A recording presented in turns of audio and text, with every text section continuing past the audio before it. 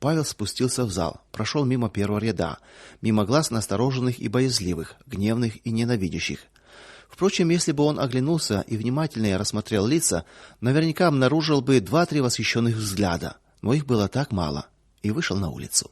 Он не знал, что те несколько человек, которые с восхищением смотрели на Павла, тут же вскочили и, не боясь осуждения, дерзко выкрикнули: "А по-моему, он прав. Все бы так поступали, как Павел. Ура Павлу! Не затыкайте нам рта". Но из-за стола президиума поднялась грозная Мария и, как слаб дух человеческого протеста, бунтовщики сникли, спрятались за спинами товарищей. На этом проработка Павла не кончилась. На следующий день, пылая праведным гневом, в конторку, где работал Павел, ворвалась Мария. "Павел, я просто не верю сама себе. Вчера мы в парткоме до глубокой ночи обсуждали, как с тобой поступить. Ночь я не спала. Что с тобой случилось? Когда и где ты научился этому? Что побуждает тебя поднимать на щит то, что уже отброшено эпохой на свалку истории?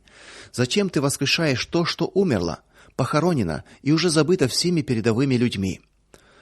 Мария, ах, Мария, время покажет истинные свалки истории. Потом не все передовые люди забыли Бога. Вспомните Павлова, Филатова, Флоренского. Да я назову вам сотни имен. Впрочем, покопайтесь в памяти, вы их и сами вспомните.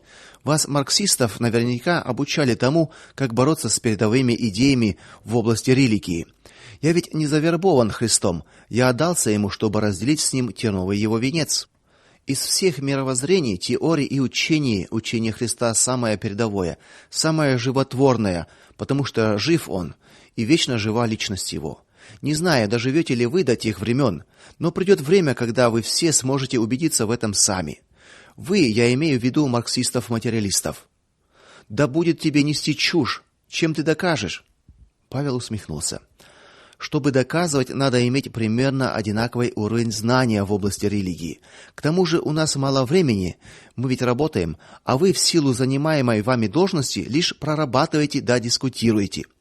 Ну хорошо, хорошо, смягчился он, увидев негодующий жест парторга. Вы еще и зовете за собой. Вот только куда вы зовете? По какой дороге вы идете? Я вам приведу простенький пример. Как-то в детстве я попал в страшную историю. За городом рвались снаряды в погребках. Осколки летали по всему городу. Люди в страхе нашли убежище под обрывом, и вдруг грянул самый оглушительный взрыв. Сотряслась вся земля, вся толпа, как подкошенная пала ниц, с общим воплем: "Господи!"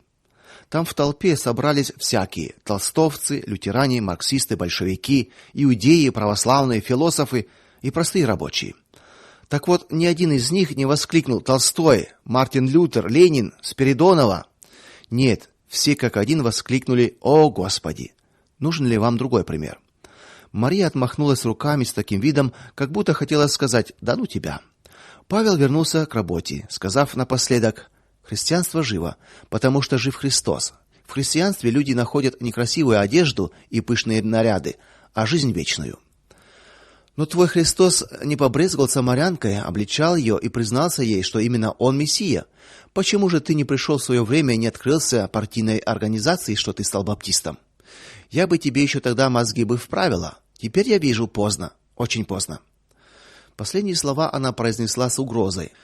Мария, Иисус сказал самаритянке еще такие слова: "У тебя было 5 мужей, а тот, которого ты имеешь ныне, не муж тебе".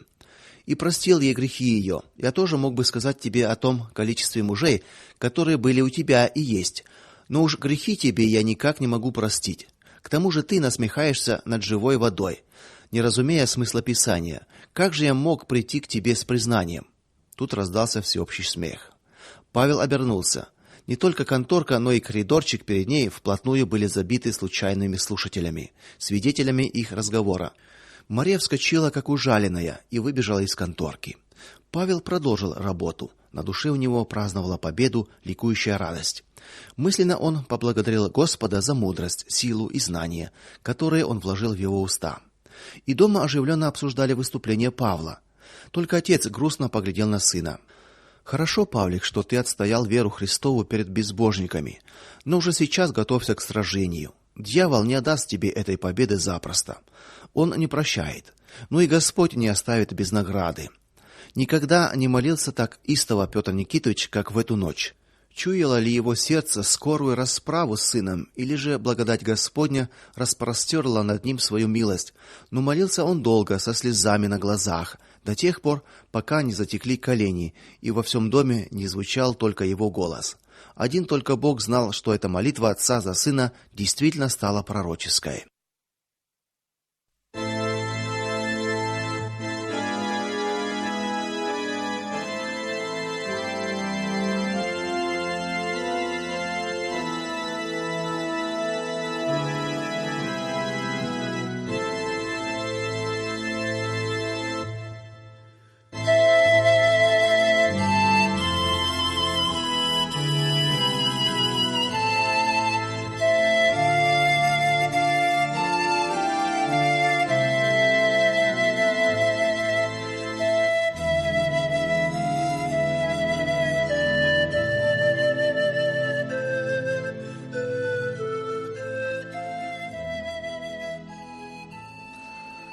Звякнул телефон на столе начальника отдела.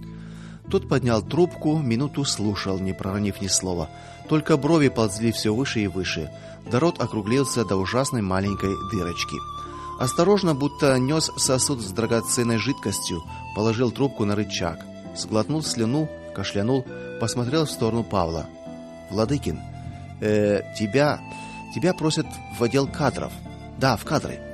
В сердце Павла что-то оборвалось. Машинально он оглядел стол, аккуратно сложил чертежи, поправил карандаши в стаканчике, зачем-то переставил с места на место тяжелый письменный прибор, поднял голову. Сотрудники смотрели на него с пониманием. В глазах затаился тот страх, который прячется в самых глубинах души и называется животным.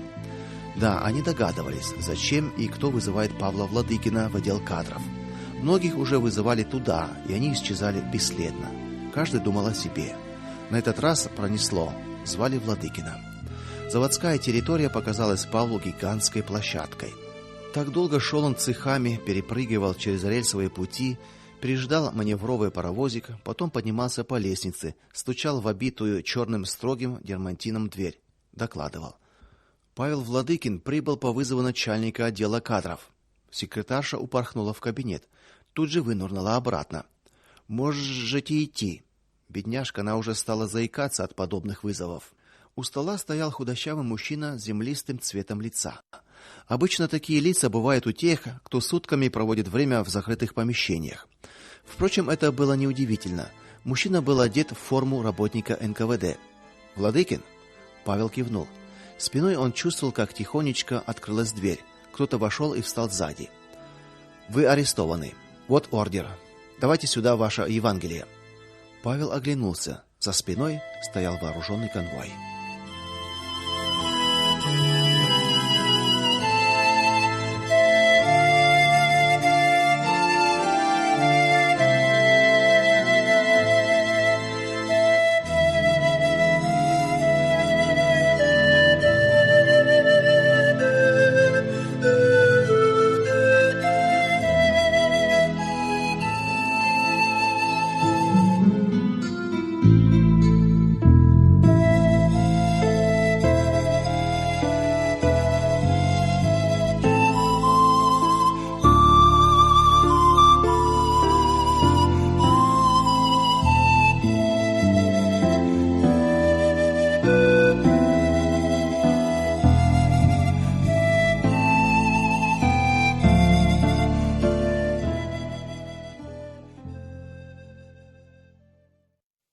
Было на Руси время, терзали баптистов нещадно. Православная церковь объявляла их еретиками, сектантами, смутьянами, отступниками от истинной веры Христовой.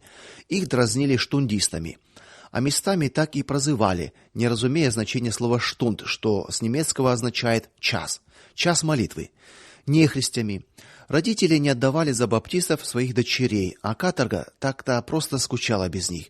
И для многих представителей живой первоапостольской церкви стала родным местом. Вот в такое время и появился на свет Миша Шпак.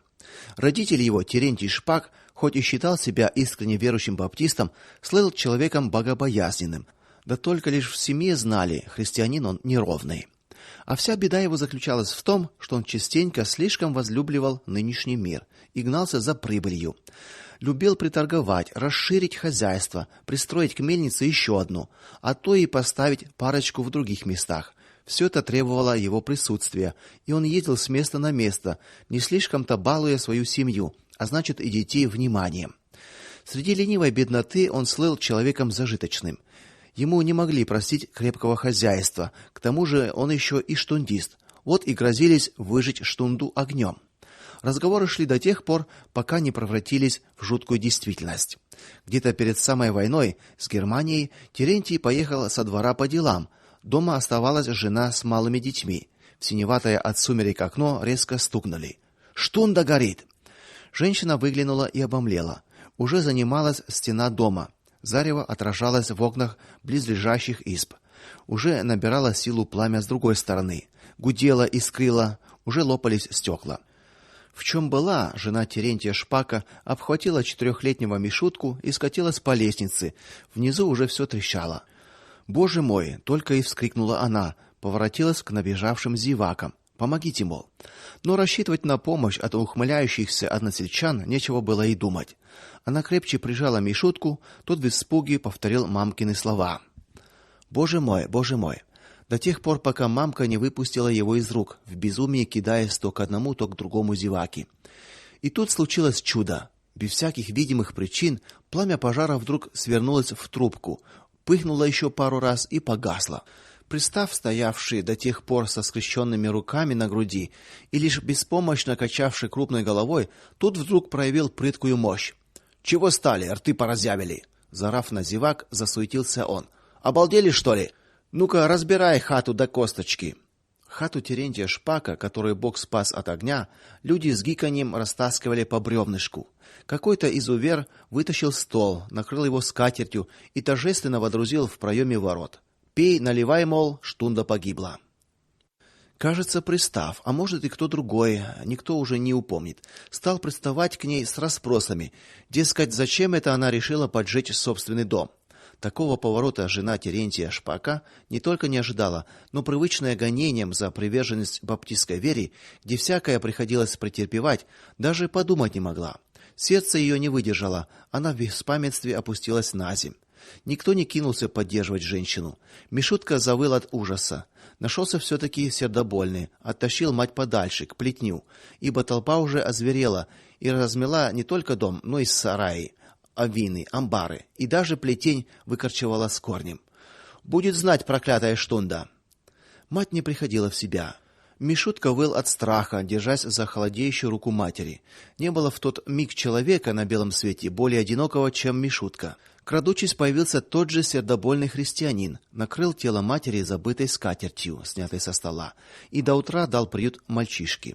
А утром примчался Терентий, молча постоял у развалин своего дома, тихо склонился на колени и пал на лицо. Тело жены все так же лежало у плетня, прикрытое скатертью. Неукротимый нрав Шпака был еще одним аргументом, дававшим право называть его неровным христианином. Терентий промолчал. Он раздобыл телегу, погрузил тело супруги и посадил мальчонку. В последний раз оглянул пожарище и исчез из села навсегда. Ах, люди, люди, неужто не знаете вы, что придет время и для вас? И ваши хаты будут растащены точно так же, и ваше добро пойдет по миру, и ваши дети осиротеют, и ваши жены не дождутся вас из пожарища войн и революций. Кто утешит вас тогда? Терентия утешил Господь. В соседнем селе ему нашли приют верующие, но силы оказались надломленными. Мишутка с сестренкой вскоре стали круглыми сиротами.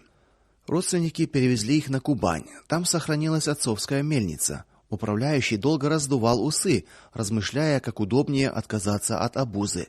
Но предложенная на содержание сирот кругленькая сумма положила конец его сомнениям. Дети остались при мельнице. Ненадолго. Деньги Выжига промотал. Сестру отправил в соседний городок, в няньки, а Мишутку отдали на милость Божью и на совесть людей. Тут пошла голодная волна. Пацана пристроили к лесорубам, оставлявшим ему объедки со своего стола. Это было уже на севере, Мальчонка ползал по рыхлому снегу, подбирая ветви и мечтая о куске хлеба и капустной кочерышке. Около года промучился там мальчишка, пока не узрел дорогу, по которой приезжали таинственные арендаторы. Что там он понимал в коммерции, в загадочных словах: кубометр, вальщики, обзолы и горбыли. Но твердо усвоил одно: по этой дороге скоро, очень скоро, вот-вот прибудет арендатор и привезет ему денежки. Заработанные денежки. Каждый день мальчик выбегал на дорогу и стоял, скуля от холода и страха, в ожидании дядьки-арендатора до тех пор, пока какой-то из лесорубов подзатыльником не отправил его на подбор веток. Увы, по дороге ездили многие, и все они нисколько не интересовались Мишей Шпаком. Вот тогда-то и родилась у сироты первая самостоятельная мысль: а что, если разыскать арендатора самому? Никому не был нужен этот мальчишка, никто и не заметил, как, перевязав старыми лоскутами штаны на коленках и сунув в драные валенки коты пучок соломы, он дождался заката и тронулся в свой неведомый путь. Надежда была дойти до ближайшей деревни еще до ночи, там заночевать и тронуться дальше уже с утра. Но мальчик не рассчитал ни свои силы, ни расстояние. Курган менялся за курганом. Уже надвигались сумерки, уже реже мелькали встречные и попутные подводы, а деревни как не было. Сумрачно надвинулась ночь. Мороз крепчал. Мишутка сунул окоченевшие руки за пазуху, присел на придорожную копёшку сена и застыл. Мороз скуснул коленки, потом подобрался к боку. Мальчик ежился больше и больше. Вот уже онемело ухо. Он стал тереть его о плечо. Не помогало. Зато уж по ногам стала разливаться приятная теплота. Конечно, Мишутка из рассказов взрослых знал о том, что при замерзании у человека немеет тело, кожа теряет чувствительность, и первое ощущение гибели это и есть приятная теплота. Мишутка подскочил, ног не почувствовал, стал топтаться на месте, размахивая руками. Тщетно. Мороз уже делал свое предательское дело. И тут ему померещился мигнувший в ночи огонек. Он пригляделся, почудилось ржание лошади. Небось деревня, мелькнула спасительная мысль. Мальчик рванулся вперед. Скрюченные от холода ноги отказались идти. Он свалился в снег. Едва поднялся, прислушался. Вот снова почудилось ржание лошади. Мишутка попёр напролом, падая, всхлипывая от бессилия на лошадиный зов. Уже не помнил, как выбрался к мужикам, накладывавшим воз сена. Ухватил за портки одного из них, бесформенным комом опустился наземь. Мужик, за портки которого ухватился Мишутка, устрашился. Хлопці, бач, щось до мене за чудо таке вцепилося. Подбежали другие, перевернули мальчика лицом кверху, опознали. Да это с мельниці мальчонка. Дивись, він вже побелив. Снегом натирай его, да в тулуп закутай. Завертай коней додому. Но! Так милостью Божьей Мишутка был спасен от холодной, а позже и от голодной смерти. Подобравшие его мужики оказались в самом деле арендаторами, к которым он так стремился. Они приютили сироту у себя, отогрели, одели и обули. Дни потекли за днями, пришлось хлебнуть и нужду, и лишение. Но ни на один час не покидала мальчика живая вера в Бога, вскормленная с молоком матери, с колыбели напевшая ему духовные песни и гимны, рассказывавшая историю рождения Иисуса Христа, жизни Иосифа Прекрасного, подвига Моисея, выведшего свой народ из Египта, и о других героях библейской веры. Конечно, многое с годами выветрилось из памяти. Погасла боль от смерти матери на пожарище, свыкся со своим сиротством, и лишь вера христианская оставалась нерушимой. К 17 годам Мишу потянуло в родные места, накопил деньжат и перебрался в Керчь. Тут отыскалась старшая сестра. Она свела его с верующими. Вскоре Миша стал членом баптистской общины. В молитвенном доме отогрелась душа молодого человека. Зато жизнь некоторых братьев охладилась под влиянием вероломных наскоков безбожников. Канули в лету царские времена, уж и гонения со стороны православных иерархов покрылись пылью забвения. А вот натиск атеистов не ослабевал, и многие верующие пошли им на уступки.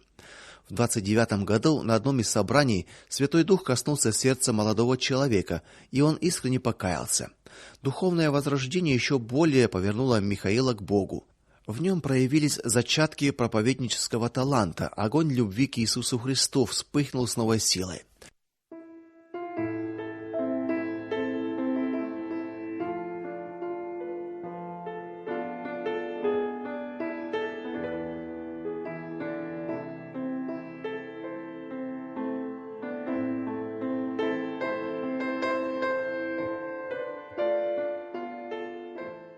Ярким светильником Господним пылал обращенный молодой человек, освещая и согревая охладевающие сердца христиан. Большую работу вел Михаил среди тех немногих, оставшихся верными истине Господней, жаждущих услышать слово Божье. В собрании горячо проповедовал истину спасения через веру в Иисуса Христа и призывал к покаянию. Благодаря этим усилиям заметно оживилась жизнь общины. Колеблющиеся братья отошли, очистился сам воздух молитвенного дома, но одновременно поползла по сердцам старших братьев и зависть к успехам молодого проповедника. Не укладывалось у них в голове, как это может быть, что юноша, только вчера покаявшийся, столь свободно ведет беседы, приобщает к церкви грешников, толкует Евангелие, в то время как они годами сидели после покаяния на дальней скамеечке, ожидая доверия на первую проповедь. А посмотрите на этого, едва окрестился, а уж стоит с Библией в руках за кафедрой. И движимые духовной завистью делали едкие замечания Михаилу, ловили на мельчайших неточностях и невольных ошибках, порой допускаемых молодым проповедником. То, что многие души именно через Михаила пришли к Господу, их трогало мало. Зато о своих проповедях отзывались чрезвычайно высокопарным языком, похваливая друг друга и превознося до небес их мудрое, едва ли не ангельское содержание. Их проповеди длились часами, под монотонное бормотание засыпали старушки, и тогда с кафедры мгновенно раздавался окрик: «Сестра, не спи!». Впервые Михаил столкнулся с подобным фарисейством в церкви, где люди жаждали живого слова. Обида жгла юное сердце, но Михаил находил в себе силы и терпение. Понимал, что необходимо пройти эту школу смирения. Стал практиковать дальние выезды с места, где люди не имели возможности слышать слово Божье, и это оказалось неугодным. Шел 32-й год. Смутное и опасное время для религиозных деятелей. И вот старшие братья обрушились на молодого проповедника с укорами, гневно одергивали его стремление дойти до души каждого. Не то, мол, время, когда проповеднику пристало ездить по селам, надо сидеть на месте в своей общине. Время в самом деле наступило нелегкое. Арестовывали, сажали, ссылали не только проповедников, но и рядовых верующих. Михаил бурно протестовал. С Библией в руках доказывал, что всякий верующий, получивший спасение, обязан проповедовать другим Христа распятого. Не соглашались старшие братья, подняв палец кверху, стращали отлучением за ослушание, и пришлось Михаилу покинуть эти края. На Кавказе Михаил проповедовал в Пятигорске и Кисловодске. Здесь благосклонно приняли молодого человека. Вскоре он уже пользовался непререкаемым авторитетом среди верующих. Его проповеди для многих послужили пробуждением, но не остались незамеченными и для властей. Несколько раз Михаила вызывали для беседы в соответствующие органы. Поначалу волновался, но вскоре заметил, как действует в нем Дух Святой.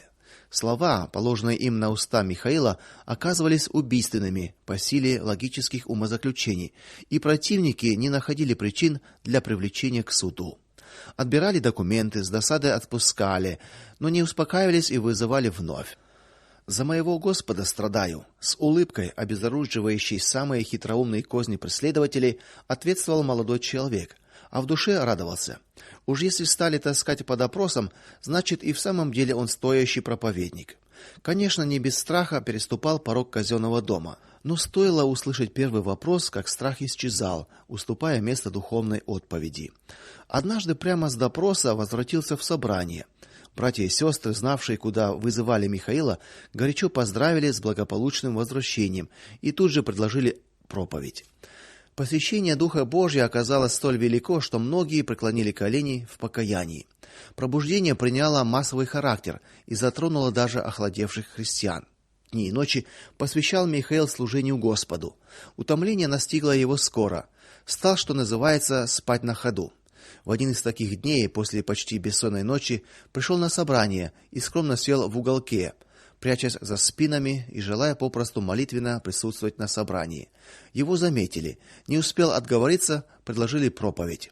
«Братья», — вскричал внутренний голос, — «я не готов. Не о чем мне говорить». Но уже объявлено было с кафедры. «Господи», — взмолился Михаил, — «подскажи слова, я совершенно пустой». И слова полились из уст проповедника. Никогда не слышали в молитвенном доме столь яркой проповеди. Не успел Михаил произнести аминь, как люди под влиянием живого слова упали на колени. Вместе с ним преклонил колени и юный проповедник. Вот уж действительно, дух дышит где хочет, и голос его слышишь, а не знаешь, откуда приходит и куда уходит.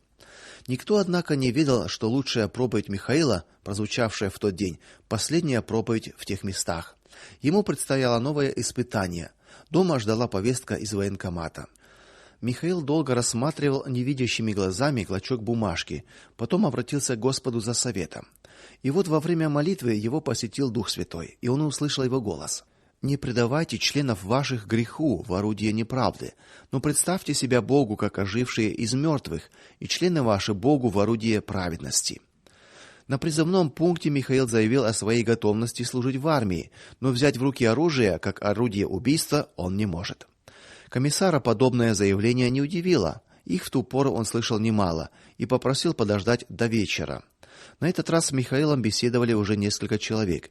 Среди них выделялся пожилой с выразительным лицом и аккуратно подстриженными усиками. От убеждений перешли к угрозам. Сердце Михаила оставалось во власти Господа. Беседа выходила безрезультатной. Дело Михаила Шпака решено было передать на суд высшему командованию. И тут пожилой, молчавший до сих пор и лишь изредка бросавший короткие взгляды на молодого человека, пригласил его перейти в другой кабинет. Спустя многие годы Михаил узнал, что это был потомственный дворянин из рода Волконских. Мне импонирует ваша твердость, молодой человек. Многое вас располагает к себе. Поэтому от всей души хочу предупредить вас о возможных тяжелых последствиях вашего поведения. Не знаю, на что вы рассчитываете, оставаясь при таких убеждениях. На моего Господа, кротко ответил Михаил. Собеседник помолчал, подыскивая слова. Признаюсь вам, у меня самого тут кризис доверия. Даже не знаю, как помочь вам, чтобы обезопасить ваше будущее. Спасибо. Я тронут вашим расположением и тем, что вы, беседуя со мной, идете на определенный риск, не боясь повредить собственной репутации. Отвечу вам так: моя твердость в принятом решении и убежденность идет не от меня, а от того, что во мне живет Иисус Христос, Господь мой. Ему я посвятил свою жизнь и полагаюсь во всем на него. Остаюсь ему верным до смерти, и присяги, которую дал ему, никто не отменит. Со временем вы сможете убедиться в том, что Бог мой, на которого я уповаю, сохранит меня. Они с чувством пожали друг другу руки. Через несколько дней приехала специальная комиссия. Новые беседы и тот же результат. Михаил отказывался брать в руки оружие. Ему пригрозили расстрелом. Михаил лишь пожал плечами. Рассвирепевшие члены комиссии составили протокол, и все как один подписались под ужасающим решением расстрелять. Дни до суда Михаил провел в молитвах и посте. Господь помог ему утвердиться в своем решении, остаться верным до конца.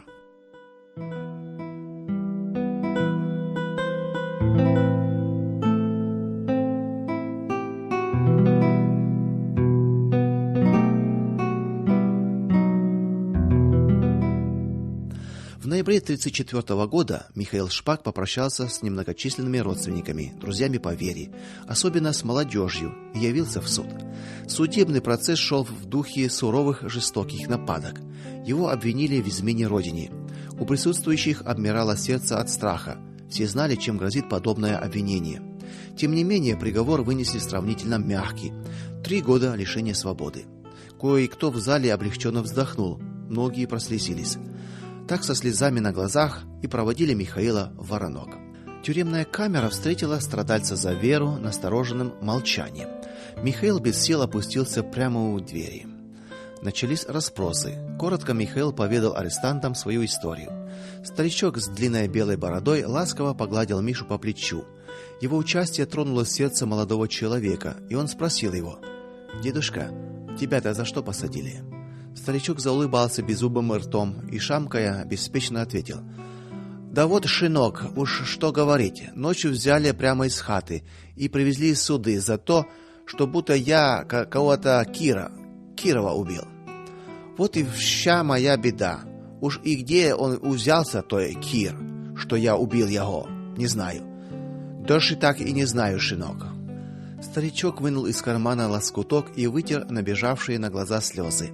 Михаил оглядел камеру. Половина из арестантов страдала невинно. Молитвенно сложив руки, Михаил поднял взор к небу. Господи, за что же они несут такую кару? В Вспомнил, как с гиканьем растаскивали по бревнышку его хату. Вспомнил себя, заходившегося в плаче на груди умирающей матери. Вспомнил свое раннее сиротство и заключил: один Бог судья праведный, только он знает, зачем допускать такую кару на весь народ. Зимой отправили по этапу в Азию. Вагон вплотную набили урками. Михаил впервые в жизни оказался в таком обществе. Потные полуголые арестанты, изукрашенные татуировками, среди которых попадались и изображения распятого Христа в терновом венце, тонули в чаду махорочного дыма. Дневной свет из крошечного оконца под самой крышей едва освещал это скопище отвергнутых обществом людей. Кромешный ад, подумал Миша, настоящий ад. Он упал на колени рядом со своей арестантской торбой. Господи, когда-то такой юноша, как и я, воскликнул тебе: если я пойду и долиной смертной тени, не убоюсь зла, потому что ты со мною. Спаси меня и сохрани в этом адском кошмаре, не дай и мне убояться. Голос его молитвы тонул в потоках омерзительной брани. Заткнув уши руками, молодой страдалец за веру изливал душу свою перед Богом. Стоявшие рядом арестанты поначалу просто шарахнулись от упавшего на колени молодого стриженого, как и все узника. Потом с любопытством, прислушиваясь к словам молитвы, окружили плотным кольцом. "Эй ты, канай отсюда!" послышался повелительный окрик. Михаил поднял голову и у самого оконца увидел человека, сам вид которого невольно повергал в дрожь. Волосатое тело его, слегка прикрытое провилкой, как назывался на тюремном жаргоне жилет, признак власти среди уголовников, украшала татуированная змея с раскрытой пастью. Выбритая голова его была покрыта платком. Рассеченная надвое бровь придавала лицу демоническое выражение. Русая бородка прикрывала хвост татуированной змеи. Рот хищно оскалился в зловещей улыбке. Перед Михаилом мгновенно расчистили проход и толкнули его к законнику. Так называли в тюрьмах старшего вора, опытного, отпетого уголовника. Борода сидел по-воровски, на подвернутых ногах, как обычно сидят мусульмане. Перед ним лежала раскрытая торба с продуктами. Вор развернул чистое полотенце с вышитой на краю надписью: "Господь с тобою". Борода несколько мгновений рассматривал Михаила, потом коротко рявкнул: "За что?" Несколько мгновений помолчал и Михаил, собираясь с ответом. За эти мгновения у него промелькнула мысль: вот теперь это и есть его семья, среди которой будет протекать его жизнь. Кротко ответил: "Верующий я". Отказался взять оружие, проповедовал Евангелие. Хотели расстрелять, но по милости Божьей дали 3 года лагерей. И неожиданно для самого себя спросил в свою очередь: "А тебя за что?" Борода дернулся от изумления. Неслыханная дерзость задавать такие вопросы вору в законе. Едва шевельнув рассеченной бровью, вдруг неохотно рассказал: "Можно сказать, тоже ни за что. Увидел на одной даме безобразно надетую доху, захотел поправить, заодно и поухаживать. Доха оказалась тяжелая, из каракуля. Дама споткнулась, мне пришлось броситься на выручку. Доху бросил, даму подхватил, да видно неудачно, за шею. Она с перепугу отдала Богу душу. Аж язык вывалился, вот такое. Тут я перепугался, да бежать. В общем, все перепутал. Вот за эту путаницу и дали червонец". Ха-ха-ха, пронеслось по вагону. Борода лишь глянул на развеселившихся арестантов, и те враз смолкли. "Понял?" "Ну не понял, потом поймешь, когда подрастешь. Про нас ничего путного ты не узнаешь. А вот расскажи лучше о себе. Как это ты богомольцем стал? Что ты там вычитал в Евангелиях? Мы ведь кроме попов да монашек никого не видывали. Да и то в те минуты, когда помогали им деньги считать". Ха-ха-ха, снова развеселился вагон. Михаил понял, что если сию же минуту не овладеет вниманием арестантов своей проповедью, не привлечет их внимание ко Христу, уголовники втянут его в свою среду, и неизвестно еще, как он выберется из нее. И он стал рассказывать. В вагоне воцарилась тишина. Михаил начал со своего скорбного детства, но тут же заметил по скучающим лицам, что их мало трогает сиротство. Почти все они прошли через это. Все они прошли той дорогою, на которой он сам едва не замерз. Тогда он привлек их внимание рассказом о Христе, о его земной жизни, учении, страданиях на кресте, смерти и чудесном воскресении. Сердцем он чувствовал, что проповедь достигает цели. Изредка его слушатели перекидывались словечками, по-своему комментируя Мишин рассказ, но Борода тут же одергивал их, и лица вновь обращались к проповеднику. Простым и доступным языком Михаил рассказывал и истолковывал притчу о блуднице, о том, как Иисус спас ее от побития камнями. Но самого большого успеха он достиг, когда стал рассказывать историю блудного сына. Головы арестантов опускались все ниже и ниже. Шутливая маска исчезла из лица Бороды. Он отвернулся к окну и сосредоточенно высматривал что-то, одному только ему и ведомое в мелькающих далях. Смолк Михаил, молчали и арестанты. Тишину нарушил Борода. Да, парень, все действительно так. Все мы здесь блудные сыновья, только каждый по-своему. Кто сам ушел из отцовского дома, а кого жизнь вышвырнула в те самые потемки, где и ты замерзал когда-то. И вот все мы сошлись у этого свиного корыта и ждем, когда же заскрипит вон та дверь на роликах, когда хозяин поставит лоханку с баландой, которую ни одна свинья на свете есть не станет, а мы черпаком разделим, да еще прибавки просить станем. Действительно, никому мы здесь не нужны. Может, только мать с отцом и вспоминает, да у кого они остались. Вот взять, к примеру, меня. Сколько раз по этой самой пыльной дороге в лохмотьях возвращался я в родительский дом. Сколько раз обнимала меня мать, обливаясь горючими слезами. А мне все не терпелось с молоду. Неделю-другую побыл дома и опять в разгул. Наш разгул, сам видишь какой. Приласкал бобра или вот ту же даму и пируешь. А ведь раз сумел, второй, а там все одно погоришь, и снова вот сюда к поросячьему корыту. Года прошли, а вот ум только теперь пришел. И я в отцовский дом возвращался с твердым решением: хватит, довольно с тебя, будет тебе терзать мать-старушку. И было, что жаждал жизни. Тут бы мне и помочь, поддержать, как Христос спас блудницу от каменьев. Может, и стал бы человеком. А тут вместо Христа на пороге вырастает старший брат, как по твоей притче, лягавый по-нашему, милиционер по-вашему. Христос сказал: я не осуждаю тебя, иди и впредь не греши. А этот скомандовал: руки назад, и в наручниках в милицию. Что такое? В чем дело? Оказывается, в городе кого-то по-крупному грабанули. Я ни ухом, ни рылом о том деле. А раз был когда-то замешан, иди сюда. И снова пошло-поехало. Виновен ты или не виновен, садись в кутузку. А ведь у нас, парень, свое Евангелие есть, только воровское. Вор за вора жизнь отдаст, но не выдаст. Хоть и не пришлось жизнь полагать, а товарища спасать, видишь вот этот шрам. До смерти обидно мне стало тогда, что вместо помощи и поддержки в начале честной жизни меня изуродовали снова. С тех пор и ненавижу старших братьев. В отцовский дом возврата нет. Вот тебе повезло, с распутья свернул к мужикам с сеном и выбрался на светлую дорогу. Иди по ней и не сбивайся. Нам же кипеть в одном котле с бесами. Нет, дорогой друг, горячо возразил Михаил. Если ты понял смысл любви Божией в притче о блудном сыне, то пойми ее так, как сказал Иисус Христос разбойнику на кресте. А насчет старших братьев, так они и у меня есть, не лучше твоих. Еще придется мне от них претерпеть, как выйду отсюда. Борода вынул расческу, бережно расчесал растительность на подбородке, потом ткнул в сторону Михаиловой торбы. Твоя? Моя.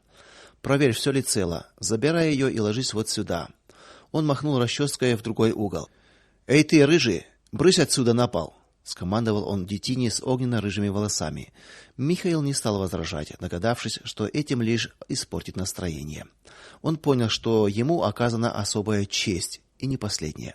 Поделившись своим скудным запасом продуктов с остальными узниками, Михаил еще больше расположил их к себе.